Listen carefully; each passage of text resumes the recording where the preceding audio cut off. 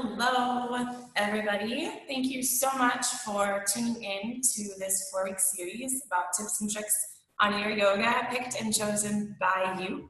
I hope everyone is having a wonderful day and ready to talk about some yoga. So over the past week, couple weeks, kind of been starting to survey people in the group and find what people want to learn about, want to talk about, want to hear about, want to see. And there are so many things that everyone has been throwing out, which is so wonderful and so great. And I've just kind of started to split them up into weeks, so 4 weeks. So week 1 today is going to be about yoga flow. What is a flow? What does it mean? What is flow versus vinyasa? What is vinyasa versus restorative? So a little bit of the benefits and what happens in a class from each of those types of yogas. And we're going to talk about transitions. So there's a lot of misconception. Some people think it doesn't matter what happens in between one posture to another posture, especially in different types of yoga. So we'll go into that a little bit. Then I will show you a couple of restorative postures with some of these beautiful props that are laying back behind me. And someone also mentioned wanting to have a warm-up sequence, some kind of warm-up thing. So I will talk through a warm-up that I do personally, that I teach in my class. It's pretty easy, it's pretty simple, and I use it all the time. So hopefully it's different than yours. Hopefully it's a little bit something new. Maybe it's not, but maybe you find something different while you're watching it that you would like to start using in your own practice. So first thing we're going to talk about is yoga flow. So what is a flow? So there's a difference between what a flow is and what vinyasa is. So yoga flow is just any movement, any postures that are connected together with and through the breath. So you might flow from a warrior 2 position into a reverse warrior, back to warrior 2, open up into extended side angle, back to warrior 2. That could be a flow. It's smooth movement, it's synchronized with the breath. A lot of benefits of that basically just come from being with the breath. So as we breathe, we start to do amazing things in our body, and we calm the nervous system. We allow more oxygen to transfer from the top of the head to the tips of the toes, and we actually stop as much absorption of gases we don't want in our bloodstream by taking those deeper, smoother belly breaths. So when you're in a flow, you're synchronizing that movement to that breath, which also is helping to calm the mind, focus it on something more than just what's happening in the outside world, or what do I have to do when I get done? What did my day consist of before I got here? Right, those types of things. Flow is attractive to people because it does get you to this point of sweating or a heated practice a lot of times. Not even necessarily because the yoga is heated. It's not necessarily a hot yoga class or anything like that, but your breath and your movement within your body is so powerful and so strong. You physically start to create that internal heat, tapas, right? And then that internal heat then comes out in sweat or whatever. And the beautiful thing about flow also, which I love, it's why I teach flow, creates a sense of rhythm within the body, and it connects that breath, that body, and the rhythm to who you are as a person. So it allows you to be able to really tap into who you are and what you want, and you start to see your practice reflect the things that you can tell lead in your life. Meaning, do you use a lot of heart openers? Do you stand in really powerful, strong stances? Do you do a lot of inversions in your flow? Is it simple? Is it all on the ground? Is your flow standing? There's so many different things that come out in a flow. The other thing with the flow is it gives the option to have dynamic movement. So holding between, holding postures, so being still in a posture and then flowing through something, and then holding and being still and then flowing through something, which also can have a lot of benefits in building muscle memory, and creating elasticity in the muscles, as well as mobility in the joints, and ease in the joints, which is what we want. Hugely what we want out of yoga, right? We want to just find ease. It's also kind of dancey for me. It's why I like it personally too, because it can find that rhythm, and I can really just tap into where my breath and where my body wants to lead. And then my body awareness skyrockets because I say, oh, I feel like, and now I need to go into pigeon, or now I need to do another XYZ. A little bit about flow. So flow, different from vinyasa. If you ever go to a class, a yoga class, for those of you who are brand new to yoga, if you are a yogi, this is something you probably already know or have experienced, so just bear with me. But if you've ever been to a yoga class, and it's labeled as flow, or it's labeled as a vinyasa class, and you're like, what the heck is a vinyasa? I guess this is just a type of yoga, right? There's flow, there's yin, there's restorative, there's all these words I don't even know. And you're in class, and the teacher will say, okay, take your flow, or flow through your vinyasa. And you're like, what am I supposed to do now? And you're kind of like looking at other people. I've totally done this. When I first started yoga, I had no idea. I was like, oh, I can handle this like intermediate hot yoga class. Yeah, for sure, I got this, no problem. And I looked around, and everyone is like doing all these movements that I have no idea what they are, and I just kind of tried to flow with it. And especially if you're now starting to become in the community, you'll hear a lot of stories like that. So if you're new to yoga, maybe this is helpful. If you're not new to yoga, maybe it's still helpful to kind of come back to a foundations point of view from what a vinyasa is. So if you ever are in a class and it's labeled as flow or vinyasa, and somebody says flow through your vinyasa, chances are it might happen pretty early in class.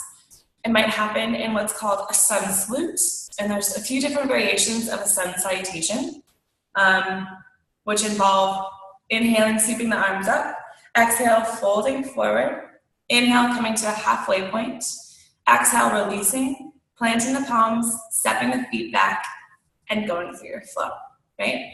So you might hear that. It's a very iconic, classic thing. Sun salutes are great. So they're pretty commonly heard. And that's where your first flow might take place. And then through the rest of class, once you are transitioning through different postures, moving from standing sequences to sitting sequences, that flow also might come about, and they might say, take it again. If it's a flow class, it might only happen a couple times. If it's a vinyasa class, it's probably happening a lot. So it's a really good way through those sun salutations and a vinyasa to get that internal heat up, to build that tapas, that fire, that fiery energy within ourselves and our body, in order to engage the breath, activate the core, and really come into the practice. So when that breath is strong and fiery and engaged, our practice can become the same. Our mind starts to focus, and we flow through vinyasa. What is a vinyasa? So vinyasa is two Sanskrit words that are put together to say vinyasa. And basically what it means is a gradual progression in a step-by-step order that systematically and appropriately takes you from one point to another point. So nyasa, meaning to place, and vi, meaning in a special way. So to place something in a special way. So if you're in a standing tadasana, standing back bend, standing mountain, samasthiti, right, whatever you practice, if it's ashtanga or just a flow, there's a little different words, it's all kind of the same thing, but that standing up, upright posture, and you want to get down to the floor, you're going from standing to on the floor. So you're going from one point to another point in a very special way, designed way, which involves inhaling, coming forward, getting into an inversion, because a forward fold is an inversion, right? You're putting your heart underneath your head. So coming upright to an inversion, and then down into a plank posture. So you're activating the core, you're engaging those muscles, you're building strength in the body. Lowering down, activating the shoulders, bringing some movement into parts of the body that maybe we don't always do. Flipping into an up dog, right? So we're activating the spine, we're engaging in this forward fold and then this back bend, which is just like cat-cow. So we'll talk about that later, how basically everything in yoga is cat-cow. So you're giving that nice opposition to the spine, And then you're coming into down dog, which is a classic yoga pose for so many different reasons. So that's a vinyasa. I know a lot of people also asked about having the Sanskrit names to postures in order to be able to start connecting them to the English words and what they are for your own education, or so if someone says it in a class, you're not like, what is that? So if you're gonna flow through a vinyasa, I will walk through it and then I will demonstrate a vinyasa for you. So if you're gonna flow through vinyasa, you're gonna usually start from a standing posture. Maybe you're starting from down dog and rocking forward into plank and then back through your vinyasa. But typically you would go from a standing and then into a plank posture. So plank posture, and I'm gonna maybe possibly butcher these words, so bear with me. Kumbhangasana, right? So asana and everything, the word asana, you're always going to see attached to a pose. And that means because asana means in the seat, in your seat. So sitting in the seat of the posture is the word asana. So other words in Sanskrit, like downward facing dog, Adho Mukha Shavasana. So Adho Mukha, Adho meaning down, Mukha, dog, Shavasana. So resting posture. So you're going to go from plank, and I will write all these words out for something for you so you can see them and connect them.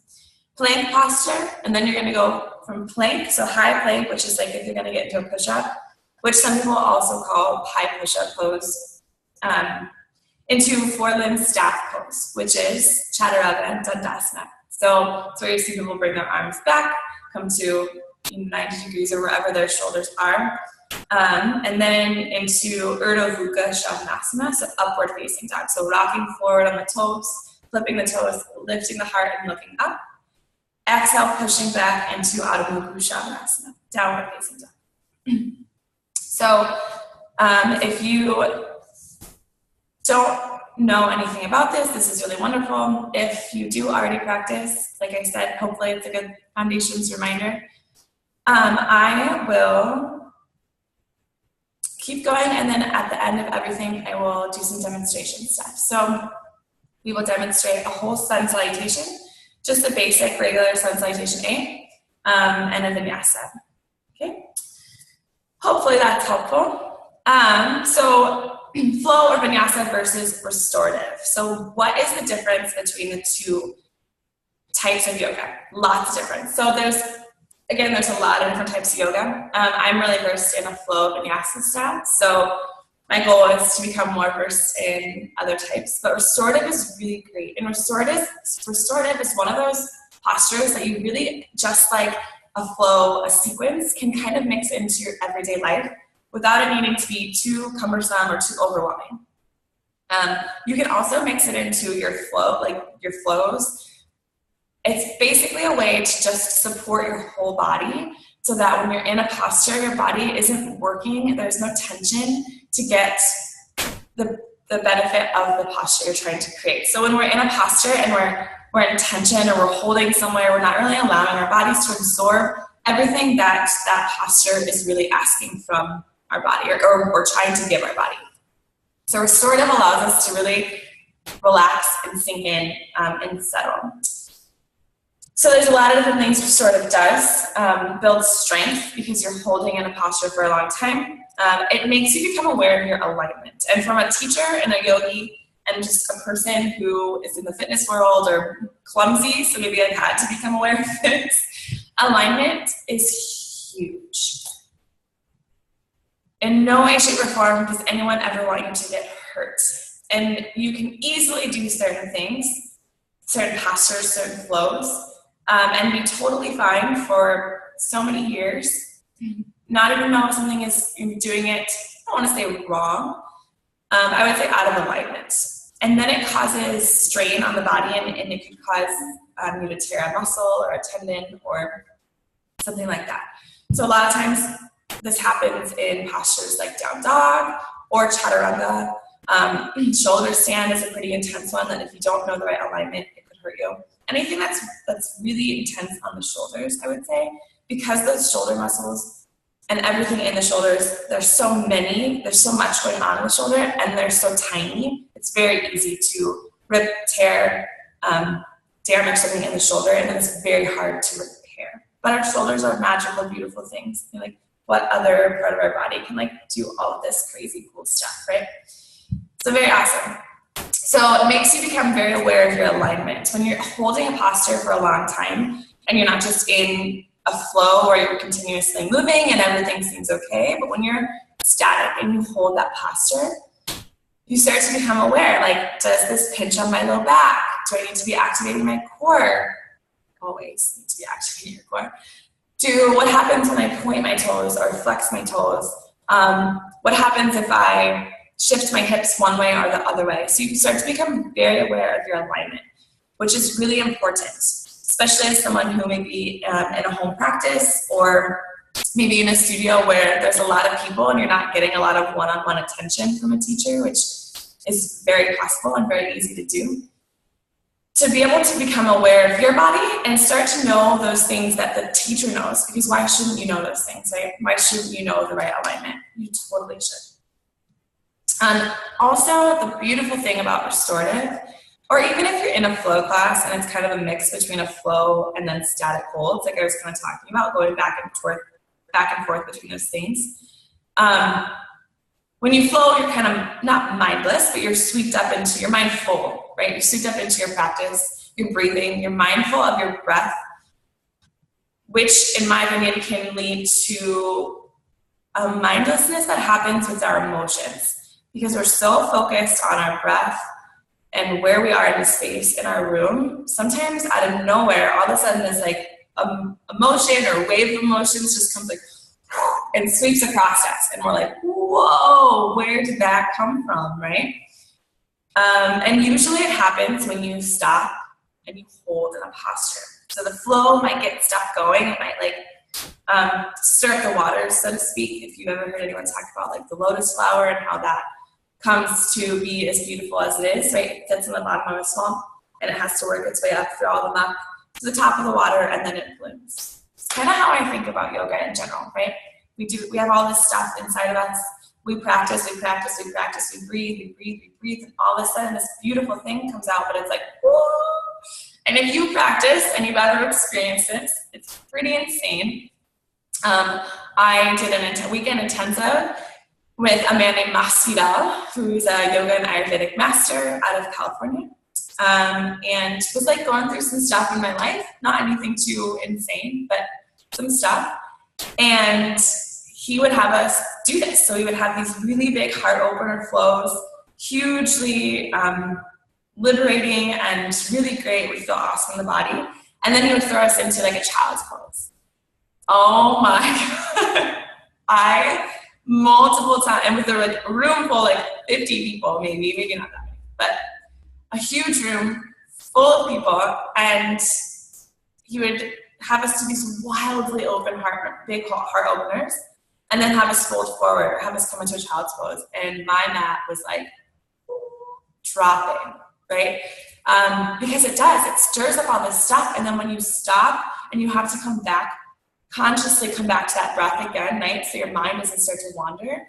So you fold into this child's pose and you're like, where's my breath? Where is my mind? Holy heck, right? So restorative is really good in that way, where it helps to bring up those emotions, and also teaches us this lesson of how to sit and settle in that, right? So especially in our society, in our world, we want to go from the next thing to the next thing to the next thing to the next thing. And if something's uncomfortable, we don't want to be in that spot. We want to get out of that spot as soon as possible. Well, restorative kind of helps us take a step back. Something may be uncomfortable, but we're here and we're going to breathe through it, because we're going to stay here and there's nothing we can do about it. So let's figure out, let's like work through those emotions. So that's really great for restorative.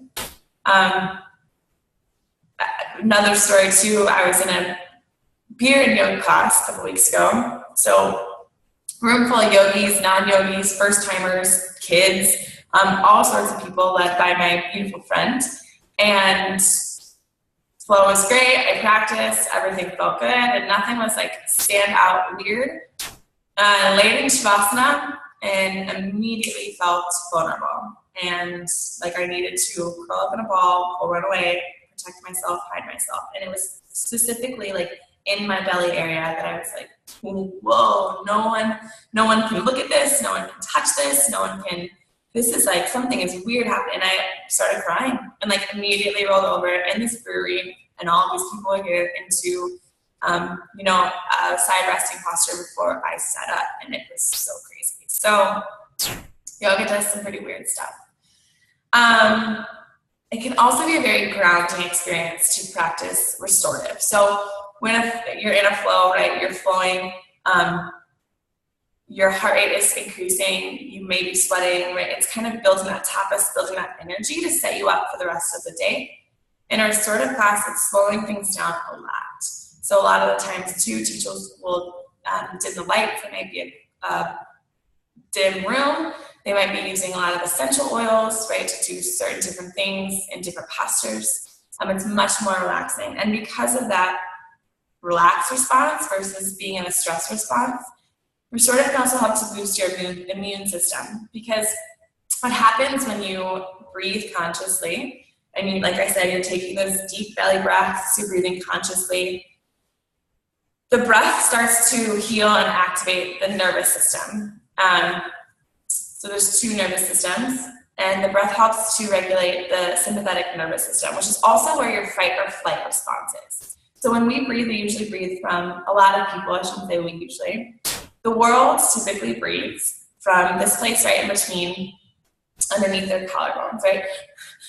Like these really short, quick breaths. Very rarely, harder to find, do we see people who are breathing from their full chest, right? And even so, it's this like big, like inhale, exhale the chest. It's much harder to find people who breathe or no proper breathing out of the belly. Maybe it goes all the way to the chest. It's this one big breath, right? I have a theater background, so I was taught this at a very young age. So it's interesting to me to talk to people who are in their 40s, 50s, 60s, 70s, who've never heard of this concept of taking this deep belly breath.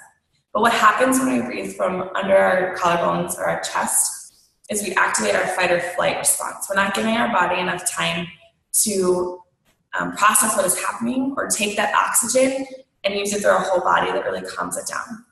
So when we activate that fight or flight, it throws us into panic. It might throw us into stress, and then it's hard to get out of it. So when we breathe from our belly, we're actually calming the sympathetic nervous system. And by calming the sympathetic nervous system, you release all that good stuff that creates this relaxed response, brings more oxygen all the way through the toes, and can help it boost your immune system.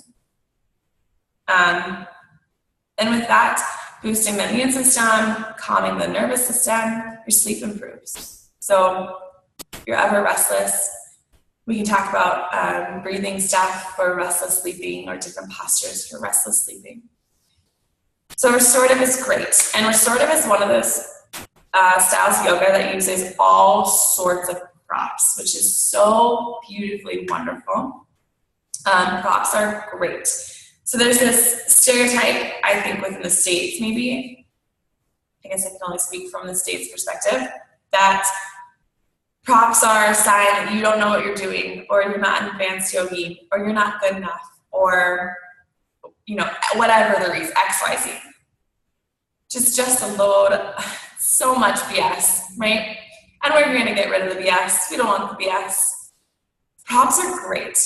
Props are great because, one, they help us get into that place where we can release all of the tension. So just like in pigeon, you can throw a blanket or a pillow underneath the opposite hip, and that will help to level your hips. So your hips are in the right spot, so you're coming into proper alignment, and you're able to relax. So you're not holding in a weird spot, your breath doesn't get thrown off, you're not like thinking about, oh, that doesn't feel right.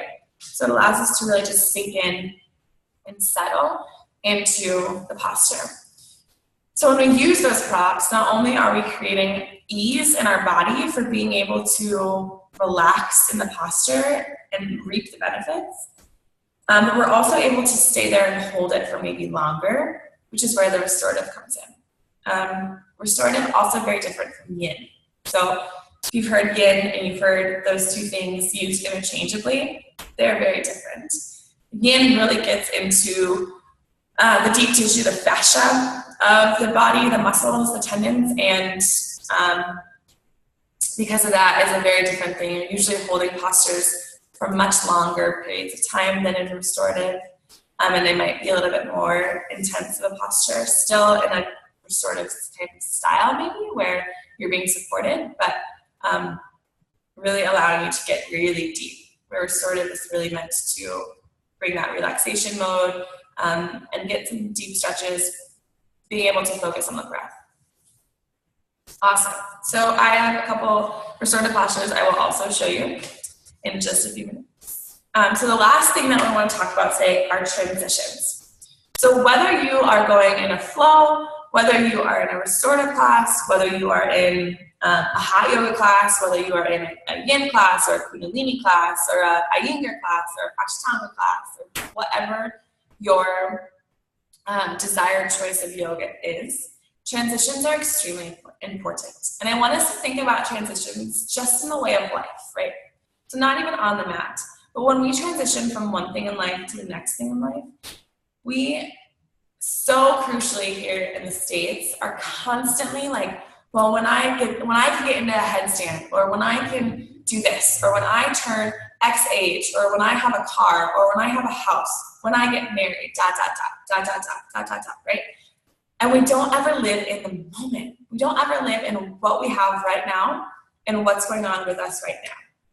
And because of that, we think that it's just point to point, and we forget about this connection, right? So Judith Lassner has a beautiful quote. Yoga is not about being able to touch your toes. It's about what you learn on the way down. It's about the journey, right? So I'm sure you've heard people talk about this. It's not about whether you can get into the posture. It's not about whether you can have the full expression of the posture. It's about how you get there and what happens when you get there. So we, as a society, always rushing to get to the next thing, we miss what happens in between. And I think this happens because when we have a point A, point B, those are things of certainty, right? I know I'm gonna go from a standing posture and I'm gonna get down to the mat. And I'm comfortable here, and I'm comfortable on my sits bones, comfortable sitting down. I'm not really sure what happens in between. I don't really know how to get there, and I don't really know if that's something I want to work on. I just know I want to go from standing to sitting, right? These are places of certainty, safe places. I know how to stand. I know how to sit. I know I'm not going to get hurt in those two places. Hurt body, mind, soul, emotionally, physically, right? I know how to sit. I know how to stand. Anytime there's a transition, it's a place of uncertainty. So how do I bring my leg from downward dog into three-legged dog into a high lunge or low lunge posture? I don't know if I'm going to be able to bring my leg from up in the air and swing it around, swing my foot. So because I don't know if I'm going to be able to do it, I'm going to not think about it, and I'm just going to like break dance my way to putting my foot by my hands. Instead, I'm not really sure if I'm going to be able to do that, so I'm going to mindfully bring my leg down, and maybe I have to step my feet a couple of times. I'm going to transition. So there's a lot of things that happen in a transition. If we don't think about the way we're moving, we're losing a little bit of that body awareness. So we're losing the ability to check in with our alignment. We're also losing focus of the breath because our mind stopped going from what is my practice, where is my practice, and it started going from I can't do this, I don't know how to do this, I'm just going to fake my way through this. And it starts getting into a little bit of that self-negative talk because we start questioning ourselves and our abilities. So you're building strength too. If you've ever seen somebody who practices a lot of Ashtanga, they can go from a downward facing dog, inhale, look forward, bend the knees, and those feet come all the way from down dog, sweep forward, and then gently lower down into a seated posture. That's strength. That takes a lot of core strength, arm strength. But it doesn't happen overnight, and it doesn't happen because they just flung their legs forward and sat down. It's a mindful transition. And our mind, everyone, our mind is so powerful. And maybe our physical strength isn't there yet, but man, if you can convince yourself you can do it, and you can breathe with that intention of this is what I'm gonna get done, that the mind, we only use like 1/9 of our brain power. Like we only use so much of our breath and our mind power. And when we can start to interweave those two things together, it's pretty powerful what they will do, right? So it's building strength, it's building body awareness. Also in the sense of if we move slowly through something, we don't know, we're not able to tell, oh, does that hurt my hip? Does that hurt my leg? Does that hurt my shoulder? But when we mindfully move it, we might find somewhere that goes, oh, like that doesn't feel good when I do that. Body awareness.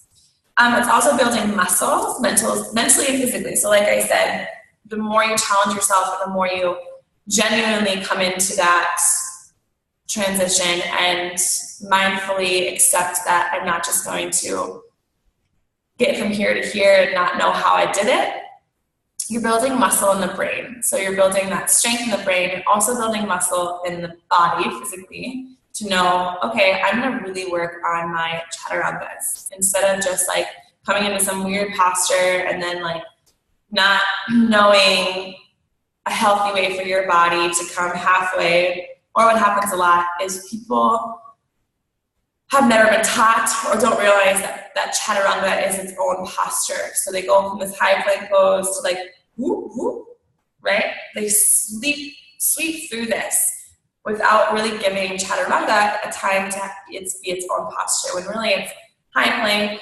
chaturanga, flip the toes, up dog, down dog. So they just sweep through it.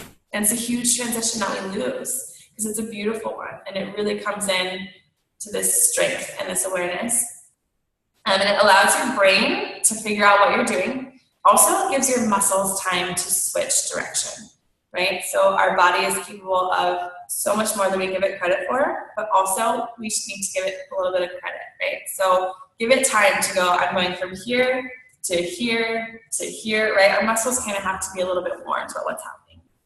And it's just safety, right? So you've been in a class or you've seen videos where people are in down dog and they're asked to, bring their right leg up in a 3-legged dog. And you see these people like sweep their leg up real stupid high and fast, right? They're gonna get hurt, right? You can get hurt because maybe your hip flexors aren't ready for that or your hamstring's not ready for that or something. And you just like sweep your leg up and then you throw your hip out of line or something weird happens. You swing so fast you lose your balance and your shoulder gets hurt. There's so many things. So the more ease we can create and the safety we can bring in is really important. So I challenge you in your practice to mindfully think about those transitions. How am I getting from point A to point B? And how is my breath helping me do that? So I've talked to people who hate in classes when they are instructed with the inhale, exhale, inhale, exhale. I believe that everyone's breath and body is different. So your inhales and exhales are going to be different lengths, different sizes, different strengths. But there are certain things where you should inhale on and certain things where you should exhale on. So always inhaling to come up, whether it's a cat-cow, from a forward fold, and exhaling to twist or fold forward. So being able to start to connect that breath to the movement. And maybe you time it out. Maybe it's, I'm going to take 2 seconds, 2 full rounds of breath to get from one posture to the next. Right? We're inhaling to come up, and we're exhaling to open into warrior 2.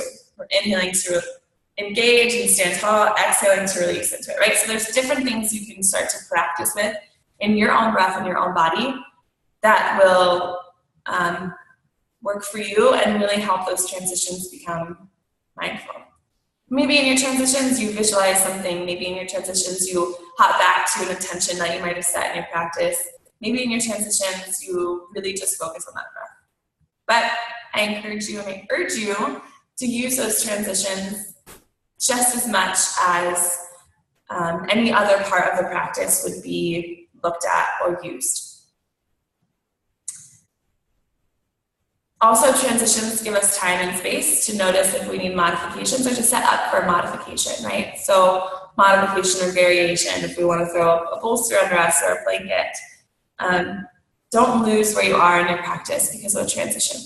So, like, you know, everyone says, it's not about the destination, it's about the journey. And I could care less if you're in a class or you're in a home practice and you can't get into the full expression of a posture. Who cares, right? Who cares? Or you have props, awesome. Because it's not about the full expression. It's about proper alignment, body awareness, and breath to make sure that whatever that posture is, whatever that posture's goal is for your body, so whether it's so say in a forward fold, the intention here is to open up the back legs and let the spine release in that inversion. So if you need to bend your knees, because it's not all about the legs. It's not about creating a straight leg. It's about getting the heart underneath, getting the head underneath the heart and releasing the spine. And so if your forward fold is not what a forward fold in a picture from yoga journal is, that's great. Doesn't matter. How do you get there? Do you just flop over in a forward fold? Because that's not safe, right? So about transitions, they're super important. And we can talk more about those if anyone ever wants. So I'm going to do a little demo, show you just what a sun salutation is, a basic sun salutation. There are a few different variations of sun salutations. We're just going to do a really simple basic one. And show you a couple of restorative postures as well as we're talking through that vinyasa and then giving some ideas and tips and tricks for some warm-ups. I know someone was asking about that. So bear with me as I get all this set up and yeah, we'll start to go through it. So perfect. Let's see. Move this back a little bit.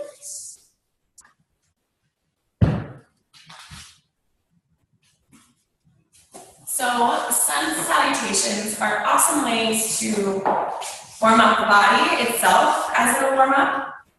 Sun salutations are pretty liberating, pretty freeing. They've got a little bit of everything in them. Heart openers, forward folds, activation of all sorts of different parts of the body.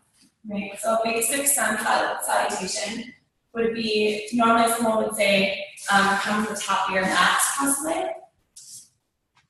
So we're going to sit at the top of our mat. We're going to inhale, sweep our arms up overhead. If you've already warmed up a little bit, this might be a spot where you take a baby back bend. So inhale, sweep the arms, baby back bend. Exhale, one deep breath, forward folds. We're going to inhale, come halfway, which just means you're reconnecting that spine and that pelvis to have a nice engaged core and spine. There's no rounding, there's no tucking. There's no tilting. Exhale, fold. Okay, plant the in. Step the feet back into a high plank. So here, my wrists are under my elbows. My shoulders are over my wrists. My fingers are spread wide, and my fingertips may be tented. My core is engaged. My inner thighs are activated, so they're squeezing together, and my heels are pushing through the back. My head is pushing to the top, so I'm creating this dynamic opposition between the top of my head and my heels. So from here, we're going to flow through your vinyasa.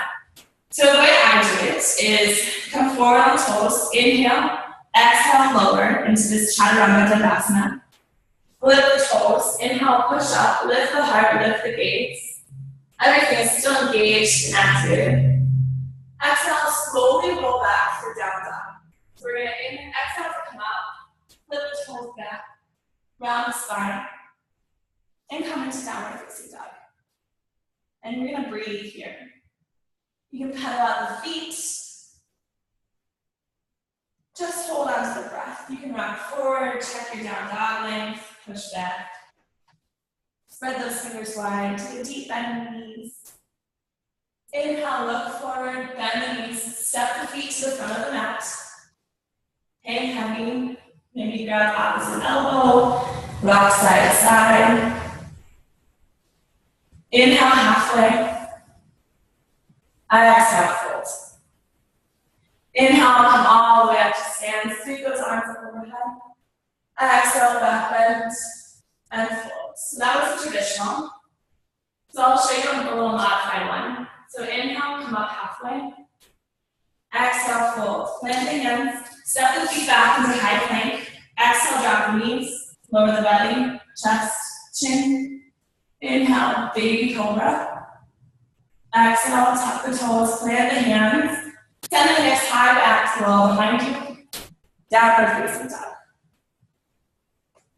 Another modification, if you are ready for it, would be to come into high plank. Lower halfway, lower all the way. Inhale, baby cobra, or full cobra, or upward facing dog. And then roll back into your down dog. So that's like a pretty basic sun salutation, working through a little bit of the vinyasa. The important thing in the vinyasa when you're coming to chaturanga, it's just like if you were up against a wall and your hands are here and you're pushing yourself against the wall, away from the wall, and bringing yourself back. Pushing. This is the same motion. So we don't want our hands here. We don't want them way down here. We want them right underneath our shoulders. And when we lower into the chaturanga, we're bringing those elbows back towards our sides, not out. So they're coming back, squeezing into our side body. And when we flip into up dog, we're rolling forward on our toes, which gives our shoulders enough space and time. So we're coming forward, lowering, and then flipping. So if I'm just here in my plank and I do this, it's really hard on my shoulders to do that. If I come forward and lower, it's way easier and it's a lot less stress on the shoulders. So 3 really good restorative postures. One is opening up the shoulders. So I know people are talking about having some sore upper body stuff. So you can lay on your bolster or a blanket or a rolled up pillow. Having it go perpendicular to your body, right? Where it feels comfortable, maybe like right by the ribs. Or over, and reaching the fingertips out. Crossing the arms, reaching and reaching. So this is a really good way to relax in a restorative shoulder opener. Another good one would be a restorative child's pose. So bringing a bolster or a blanket long ways to your body. Bring your knees wide so that you're kind of hugging the bolster. And then just folding forward. Giving it a nice little hug. You can hang up here. You can hang up here, you can hang up here, all sorts of different stuff. Another one, my favorite one, would be Shavasana. So there's a lot of different restorative postures, restorative things you can do for Shavasana. The easiest way to just do it is kind of the opposite of that child's pose. So bringing the bolster right underneath your sits bones to that tailbone. Leg back, opening it. There are so many different ways to have a Shavasana that is so juicy and delicious. You can wrap the blanket around you in a special way that makes you feel like you're in a cocoon.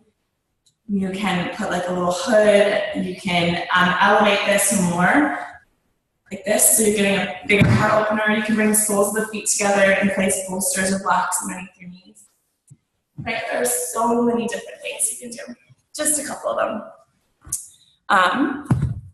So a little quick warm up that you could do too, coming out of a grounding, coming out of some kind of centering moment. In a seated posture, inhale, sweeping the arms up overhead. Right hand grabs left wrist, reaching out. Coming back, switching the grip, reaching out. Inhale to come back, Exhale, drop the right hand down, left hand comes to right knee. Inhale, tall. Exhale, twist.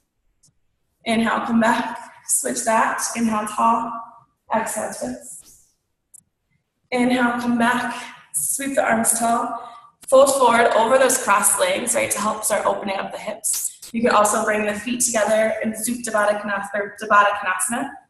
So soles of the feet touch and fold forward. If your legs are crossed when you fold forward, make sure you recross them the other direction. Inhale, tall. Exhale, fold. Rocking onto the tabletop, coming on the hands and knees.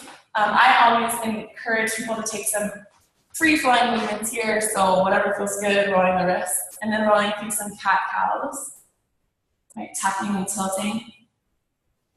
Inhale, one arm high. Exhale to thread the needle. Plant the hands. Inhale, high. Exhale to thread the needle. Inhale, high. And then you can just do, even that right there is a pretty simple warm-up, and then you can go from, you can sit back in child's pose. You can go from this tabletop to tucking the toes, setting the hips high, coming in a down dog. You can go from a child like a cat-cow flow. So inhale, come up. Exhale, tuck, round, sit back. Inhale, scoop all the way forward into cobra. Exhale, sit back in child's pose. Right, so you can start to really flow here with that as well. And then you can go from a down dog into some sun salutations. You can go from a down dog into some down dog twists. There's all sorts of different stuff we could do. If that's something that is wanted, let me know, and maybe that'll be another video. I hope this was very helpful and exciting for you to learn a little bit more about the different types of yoga and all sorts of different things that are involved with them. If you have any questions, please just shoot me a message, let me know. Add me on Facebook, ashleykazakian@gmail.com would be my email. And I can't wait to hear your thoughts, comments, questions, and looking forward to next week's video.